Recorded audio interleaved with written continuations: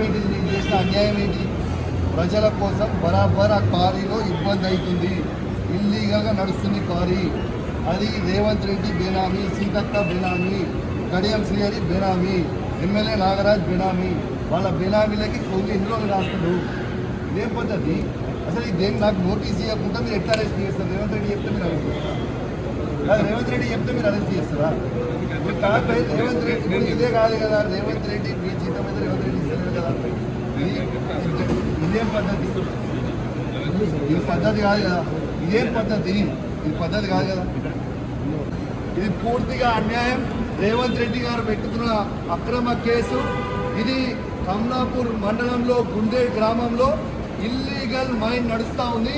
ఇది ఆయన రేవంత్ రెడ్డి ఆధ్వర్యంలో సీతక్క, తర్వాత కడియం శ్రీహరి, ఎమ్మెల్యే నాగరాజ్ గారి బెనామీ. ఖచ్చితంగా నిలదీస్తాం, ఖచ్చితంగా అడుగుతూనే ఉంటాం, ఊరుకునే ప్రసక్తే లేదు. మీరు చేస్తున్న అన్యాయం. ఇల్లీగల్ మైనింగ్ నడుస్తుంది అక్కడ, కేవలం 2.5 హెక్టర్స్ మాత్రమే ఉంటే ఇలా ఆడ ఇల్లీగల్ మైనింగ్ 20 ఎకరాలలో చేస్తూ ఉన్నారు. గుండేడ్ గ్రామ ప్రజలందరికీ కూడా చాలా ఇబ్బంది అవుతూ ఉంది. గుండేడ్ గ్రామ ప్రజలు మొత్తం కూడా ఇబ్బంది పడుతూ ఉన్నారని చెప్పి కూడా ఈ సందర్భంగా తెలియజేస్తా ఉన్నాను. ఆ ప్రజలు ఇలా హెల్మెట్లు పెట్టుకొని మరి చేసే పరిస్థితిగా ఉంది. ఇలా ప్రజలందరూ కూడా గమనించాలి. ఇలా రేవంత్ రెడ్డి గారు చేస్తున్న అక్రమ అరెస్టులు, అక్రమ కేసులకి నువ్వు రేవంత్ రెడ్డి గుర్తుపెట్టుకో.